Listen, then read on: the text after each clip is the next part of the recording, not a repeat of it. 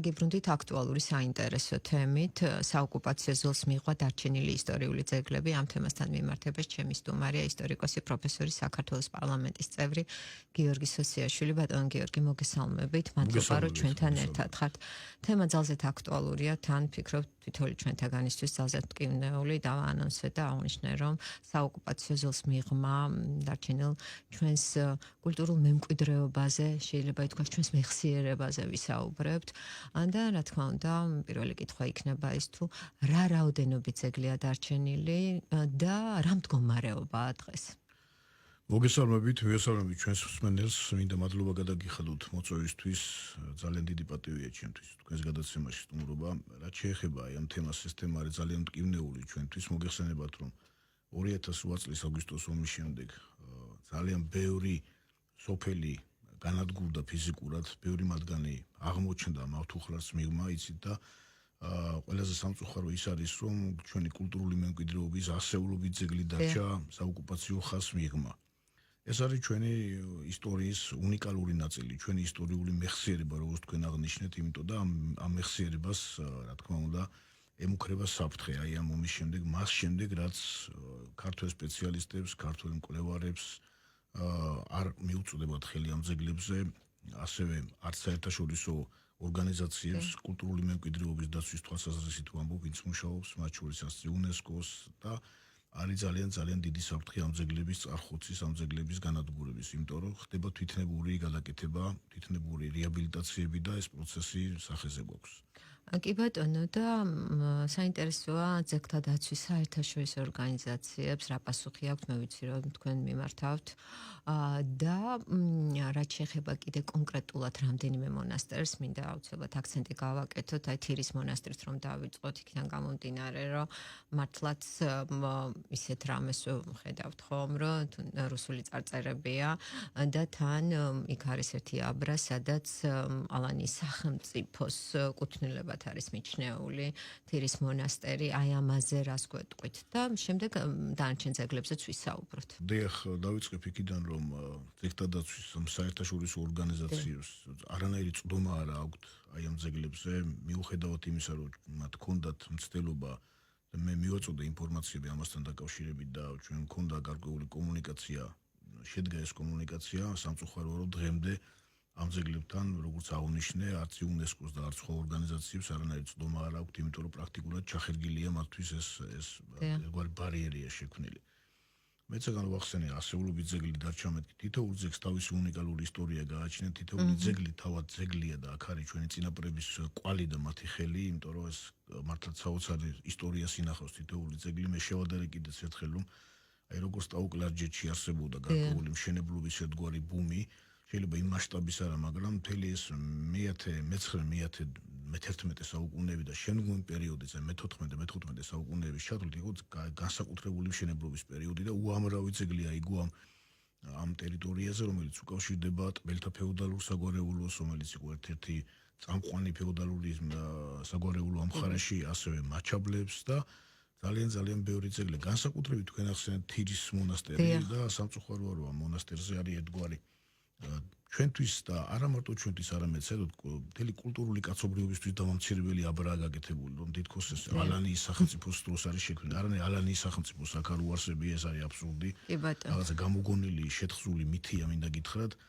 სინამდვილეში ეს ისტორიული ქართული მიწა-წყალია, ისტორიული ლიახვის ხეობა, რომელიც შედიოდა სამაჩაბლოში, კერძოდ ეს სოფელი, რომელიც სოფელ მონასტერში მდებარეობს ეს თირი და ის წარმოადგენდა საძვალეს თავხელიზეების, მაჩაბლების, თაქთაქიშვილების სხვათა შორის აქეთ ძალიან საინტერესო წარწერა და ამასაც შევეხები და ფაქტია, რომ აი ამ ძეგლის ასე ვთქვათ ისტორიის დამახინჯებას აქვს ადგილი. მე მინდა გითხრათ, რომ თირის მონასტერში დაკრძალულია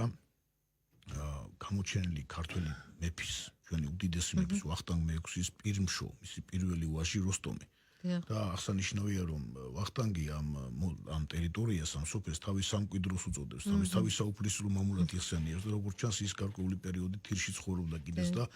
აი ამ ყოფნის დროს მას გარდაცვლია პირველი შვილი პირმშო როსტომი და აქ დაუკრძალავს. გარდა ამისა, აქ არის ძალიან ბევრი წარწერიანი ქვები შემონახული, რომელიც ეპიტაფიები, რომელიც მაჩაბლების საგვარეულოს შესახებ ძალიან ძვირფას ინფორმაციას გვაწვდის. როგორც ვახსენე, აქ დამკვიდრებული იყო თავხელიზეების საგვარეულო, სხვათა შორის ერთ-ერთი გამორჩეული პიროვნება გახდათ მე-15 საუკუნეების მიჯნაზე მოღვაწე კაცი, ხელა თავხელიძე, რომელიც იყო მოლარე თუხუცესი ამ პერიოდის საქართველოში და მას უდიდესი წვლილი მიუძღვის ამ თირის მონასტრის ესე იგი მშენებლობისა და თვითონ სამონასტრო კომპლექსის მშენებლობის საქმეში და ასევე ის ეხმარებოდა უცხოეთში არსებულ ქართულ სამონასტრო ცენტრებს, მათ შორის წმინდა მიწაზე იერუსალიმში და ამის შესახებ არაერთი ჩანაწერი არსებობს, თუნდაც ჯვრის მონასტრის ისტორიის აღაპები, სადაც აქ არის მოსახსენებლებია ხელა თავხელიძის და მისი ოჯახის წევრების. ეს არის ძალიან დიდი ისტორია. გარდა ამისა, ეკვდერზე შემორჩენილი წარწერა, სადაც მოხსენებულია მროველი ეპისკოპოსი ფილიპე და მისი ოჯახის წევრები, რომლებსაც ეკვდერი აუშენებიათ და ასე იგი თაქთაქიზეები, იგივე თაქთაქიშვილების გვარია, რომელსაც ასევე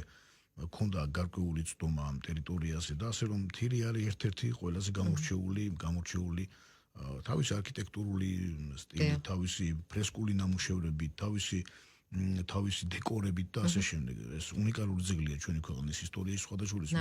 გამოქვეყნებულიც კი მაგ ძალიან საინტერესო სიგელია დაწერილი 1432 წელს ხელა თავხელიძის მიერ და ამ თირის მონასტერს მას შეწირა ძალიან ბევრი მამულები და ამ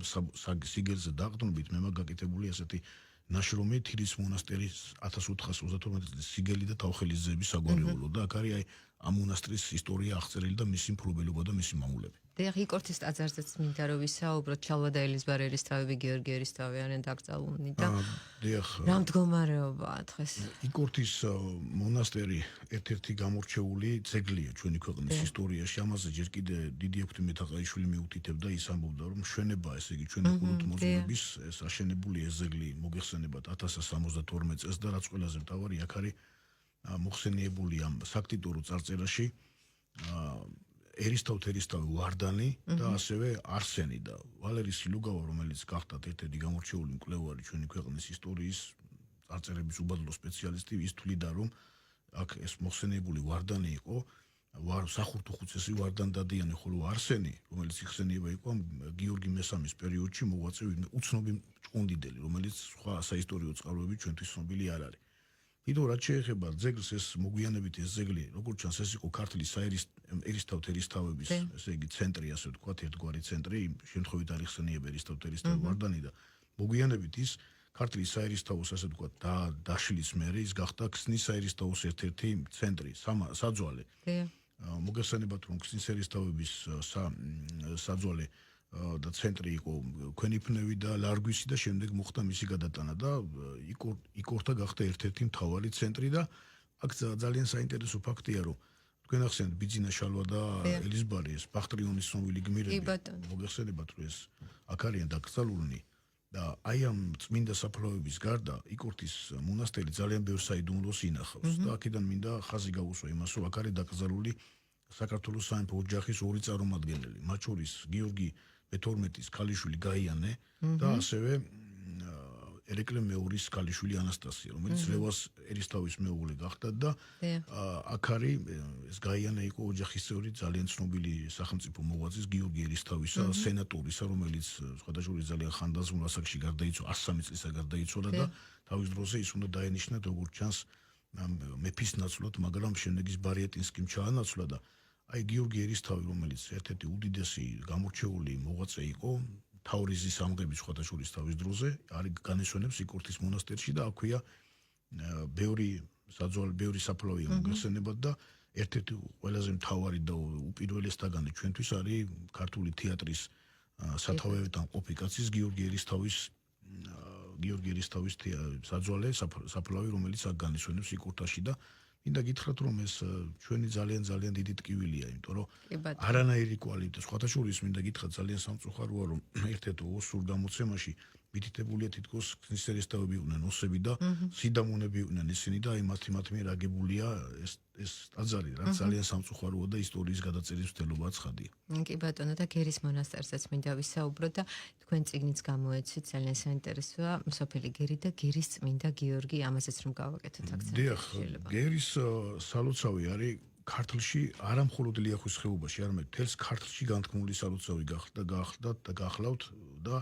დიდი ივანე ჯავახიშვილის სხვათა შორის თავის ქართული ერის ისტორიაში მითითებული აქვს რომ ის დღესასწაული, რომელიც უკავშირდებოდა გერისწმინდა გიორგის ტაძარს, ეს არის გერისტობის დღესასწაული, სამ ნაწილად ტარდებოდა, თავგერისტობა, შუაგერისტობა და ბოლოგერისტობა და ის დაკავშირებული იყო გერთან. ეს არის ძველი სალოცავი და სხვათა შორის მინდა გითხრათ, რომ აქ არა მხოლოდ ქართლიდან, არამედ კახეთიდან და საქართველოს სხვადასხვა კუთხეებიდან მიდიოდნენ მლოცველები აი ამ გერისტობის დღესასწაულზე და ძალიან საინტერესო ფაქტია, რომ გერის სალოცავი ძალიან ხშირად იხსენიება 1832 წლის შეთქმულების მასალებში. და კიდევ უფრო საინტერესოა, რომ ეკატერინე გაბაშვილს სწორედ გერში უნახავს, გერში გაუცნია პატარა ივანე მაჩაბელი, როცა ის სამოციქულოს კითხულობდა, ეკატერინე გაბაშვილი იგონებს, როცა დაიხაო ხმაურო ერთი პატარა ბიჭი, ნიჭიერი ბიჭი კითხულობს სამოციქულოს, დამაინტერესდაო და შევედიო ტაძარშიო და აღწერს როგორ დაინახა მან ვანო მაჩაბელი, რომელიც კითხულობდა სამოციქულოს. ძალიან ბევრი ისტორია, დიდი ისტორია უკავშირდება გერის წმინდა გიორგის სალოცავს და მე აქედან რამდენიმე ეპიზოდს გეტყვით. ერთ-ერთი ძალიან საინტერესო მასალა არის გამოქვეყნებული ჩემს მიერ ათონის ვატოპედის მონასტერს, რომელიც ერთ-ერთი გამორჩეული მონასტერია საქართველოსთან, როგორც ჩანს, ჰქონდა შუა საუკუნეებში ძალიან მჭიდრო კავშირი და ლიახვის ხეობაში, პატარა ლიახვის ხეობაში, კერძო სოფელ ბელოთთან მას ჰქონდა თავის საკუთარი მეტოქიონი, რომელიც მერე ლიახვის დინებას დაუნგრევია და მარიამ ქართლის დედოფალმა ააშენა ახალი ტაძარი აქ და დააბრძანა ხატები ამ ტაძარში და გეტყვით, რომ ამ მე-18 საუკუნეში ერეკლე მეორის დროს ვატოპედის ერთ-ერთი წარმომადგენელი ჩამოვიდა საქართველოში და მან მოითხოვა, რომ ვატოპედის კუთვნილი მამულები გადაეცათ ხელახლა. დროთა განმავლობაში საბუთები დაკარგულა თურმე და ვატოპედის მონასტრის წინამძღვარი ითხოვდა ამ საბუთების გამოჩენას და ერეკლე მეორის შეკრიბა სასწრაფოდ. დიკასტერია შეიკრიბა, როგორც ჩანს ამ დოკუმენტიდან გამომდინარე და მოთხოვა დიდგვაროვნებს, რომ გამოეჩინათ მოკლედ ეს საბუთები და ვატოპედისთვის ხელახლა მოხდარიყო ამ თავისი მამულების გადაცემა და აქ იხსენიება გერის ვენახი. ანუ გამოდის, რომ შუა საუკუნეებში ათონის მთას ჰქონდა გერში საკუთარი მამულები და პირდაპირ კავშირი არსებობდა ამ ორ სამონასტრო ცენტრს შორის. კი ბატონო და თუ არ ვცდები, ერთ-ერთ სალოცავში სამაჩაბლოს რეგიონში დავით აღმაშენებლის ქალიშვილია დაკრძალული. თიღუაშია დაკრძალული ეს ფრონეს ხეობაში არსებული ძალიან დიდი ისტორიის მქონე ტაძარია და აქვე გეტყვით, რომ ფრონეს ხეობაში ესე იგი წმინდა მიწას ჰქონდა ძალიან აქტიური ურთიერთობა შუა საუკუნეებში ჩვენს მხარესთან. ხედულობაში მაგ შემთხვევაში შიდა ქართლი და როგორც დიდი და პატარა ლიახვის ხეობა, ასევე ფრონეს ხეობები და როგორც ჩანს, ესე იგი, დირბი წარმოადგენდა ჯვრის მონასტრის, ესე იგი, წარმომადგენლები იყვნენ დირბში ძალიან ხშირად და აქედან იკრიბებოდა გადასახად და იერუსალიმში იგზავნებოდა. ასევე იერუსალიმის კუთვნილება იყო სოფელი თერგვისი, რომელიც ქრისტეს საფლავს ეკუთვნოდა და საინტერესო ფაქტია, რომ ესე იგი, თიღვის მონასტერი აშენებული არის ჯვარის სახელზე. აქედან მე ხლა თქვი კიდევაც და მინდა გავიმეორო, რომ მუშაობ მე ამ მონასტერზე გამოცემულია, რა თქმა უნდა, არსებობს სხვადასხვა ლიტერატურა, თუმცა მინდა რომ თავიდან მიუბრუნდე ამას, რაღაცა უფრო სხვა მასალები მაქვს ამასთან დაკავშირებით და იმიტომ რომ აი იკვეთება თიღვის მონასტრისა და ჯვრის მონასტრის გარკვეული ურთიერთობა, იმიტომ რომ ამ პერიოდში დავით აღმაშენებლის კარს ჰქონდა ძალიან მჭიდრო ურთიერთობა იერუსალიმთან, მათ შორის ცნობილია, რომ მისი ერთ-ერთი მეუღლე, ამაზე ისტორიოგრაფიაში დავაა და ვერ თანხმდებიან ისტორიკოსები, თუმცა მე ჩემი მტკიცებულებები მაქვს, რომ მისი მეორე მეუღლე იყო, მონაზვნად აღიკვეცა იერუსალიმში და მან იქ ჩაიტანა წმინდა ჯვარი, ანუ ცხოველმყოფელი ჯვრისგან დამზადებული გულსაკიდე ჯვარი და როგორც ჩანს, საქართველოს სამეფო კარს ჰქონდა ძალიან მჭიდრო ურთიერთობა იერუსალიმთან და აი ამისი დამადასტურებელიც მგონია ის, რომ თიღვის მონასტერი, რომელიც თამარმა ააშენა დავით აღმაშენებლის ქალიშვილმა, რომელიც გახდა შირვანშაჰის მეუღლე და აქ აღკვეცილა მონაზვნად, მას აუშენებია ჯვარის მონასტერი და აქვე გადმოცემით აქვეა დაკრძალული. ანუ გამოდის, რომ დავით აღმაშენებლის შვილის, ჩვენი ყველაზე სათაყვანებელი მეფის შვილის საძვალე არის თიღვაში და აქ ამას ადასტურებს ამ ქალბატონის მიერ მონასტრის აშენებას წარწერა, რომელიც შემორჩენილია ჩრდილოეთ ფასადზე ამ მონასტრის. დიახ, და თქვენი საუბრიდან გამომდინარე და ეს ფაქტია და ეს ისტორიაა, რომ ჩვენი ღირსშესანიშნავი ქართველების საძვალეები არის საოკუპაციო ზოლს მიღმა და ამ ტაძრებში, ჩვენს მონასტრებში და გარდა იმისა, რომ ამ ეტაპზე მოდით ასე ვთქვათ დაკარგულია და ეტაპ-ეტაპ მიმდინარეობს მეხსიერების წაშლა. ხო? და ეს არის ძალიან მტკივნეული საკითხი და თქვენ როგორც ისტორიკოს, როგორც ადამიანს, რომელიც წლები მუშაობთ ამ მიმართულებით, მაინც მინდა გითხოთ, რომ სად არის გამოსავალი? გასაგებია პოლიტიკური კუთხით თუ ვისაუბრებთ, გამოსავალი სად არის ეს ცხადია? როდესაც დავიბრუნებთ ჩვენს ტერიტორიას, რა თქმა უნდა, ჩვენს ისტორიას და ჩვენს ყველაფერს, ანუ ამეხსიერებას და ჩვენს სალოცავებს დავიბრუნებთ, მაგრამ მანამდე თუ არის რამე ბერგეტი ან მექანიზმი იმისა, რომ ამეხსიერების წაშლა არ მოხდეს. იცით მე თქვი და თქვენს გადაცემაშიც მინდა გავიმეორო ეს, რომ ეს თვითონ ჩვენი ძმებისთვის, ოსებისთვისაც არ არის კარგი ეს ნაბიჯი, როდესაც ხდება ძეგლების დაუშვათ გადაკეთება ან რაღაცა გარკვეული იერსახის შეცვლა. მე დარწმუნებული ვარ, რომ ესენი შეგნებულად არ ხდება. ხა დიდი ნაწილი მე ვფიქრობ, რომ ამას უყურებს როგორც დიდ მემკვიდრეობას, მაგრამ იქაც არიან ადამიანები, რომელთაც ეს ყველაფერი არის მიუღებელი და ცდილობენ რომ როგორღაც ესე იგი გარკვეულად, თუმცა მე დარწმუნებული ვარ, რომ ძალიან მალე ჩვენი ურთიერთობა აღდგება.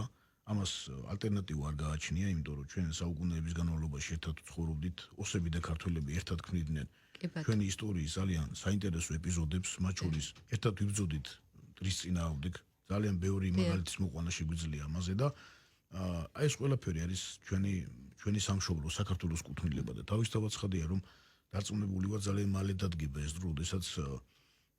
გადავდგავთ ჩვენ ამ შერიგების ნაბიჯებს და ხელშემოვარდნებით შევრიგდებით და უკვე დაიწყება ამ ძეგლების მოვლა პატრონობა ისე როგორც ეკადრება ჩვენს ძეგლებს. ისტორიის გადაწერის უფლება არავის არ აქვს. ისტორიის ხელყოფის უფლება არავის არ გააჩნია და ამაზე უნდა დაფიქრდეს ყველა, იმიტომ რომ როგორც კი ისტორიაში შეეხები, როგორც კი ამ ჭეშმარიტების წინააღმდეგ წავა ადამიანი, დარწმუნებული ვარ, რომ ეს არ იქნება კარგი შედეგით დამთავრებული, იმიტომ რომ ყველაფერს თავი დაანებენ მეხსიერების წაშლა, ეს არის ძალიან დიდი ტრაგედია, ხო, თავისთავად ცხადია. თითოეული ქვას, თითოეულ ლოდს, თითოეულ წარწერას აქვს თავისი უზარმაზარი ისტორია და ამას უნდა ჩახედოს ყველა თვალებში, იმიტომ რომ ამის წაშლა წარმოუდგენელი ამბავია, აქ ქართველთა ცხოვრების უწყვეტი კვალია უძველესი დროიდან მოყოლებული და ბუნებრივია, რომ ამის ხელყოფის უფლება არავის არ აქვს. მაგრამ მე დარწმუნებული ვარ, რომ ძალიან მალე დადგება ეს დრო, ჩვენი თავარი გზავნილი ის არის, რომ ჩვენ უნდა შევრიგდეთ პირველ რიგში, იმიტომ რომ ძალიან ბევრი დრო გადის და თავისთავად ცხადია ეს პროცესი უნდა დაჩქარდეს ამ შერიგების პროცესი და როცა ჩვენ შევრიგდები და როცა უკვე აღდგება ეს სრულფასოვანი ურთიერთობა, მე დარწმუნებული ვარ, რომ ძეგლებს მივხედავთ და თავის სახეს შეინარჩუნებენ. წინააღმდეგ შემთხვევაში მე ძალიან გული მტკივა, რასაც ახლა ხედავ, იმიტომ რომ არაერთი ძეგლის თვითნებურ, ასე ვთქვათ, შეცვლასთან გვაქვს საქმე იქ, რამდენიმე ძეგლში ფრესკები გაჩნდა, რუსული ფრესკები, რამდენიმე ძეგლის იერსახის დამახინჯების მცდელობაა და ეს არის კატასტროფა, იმიტომ რომ არაფრით შეიძლება ამის დაშვება და დარწმუნებულია თვითონ მათთვისაც მიუღებელია ეს ამბავი. და ჩვენი საუბრის დასასრულს მაინც მინდა რომ რამდენიმე მნიშვნელოვანი გზავნილი ჩვენი ახალგაზრდებისთვის, იმიტომ რა თქმა უნდა ჩვენი მომავალი, ჩვენი ახალგაზრდები არიან და რაც მეც ვისაუბრებთ ამ თემაზე, მით უკეთესი და აი რამდენიმე წინადადებით მინდა რომ შევაჯამოთ დღევანდელი ეთერი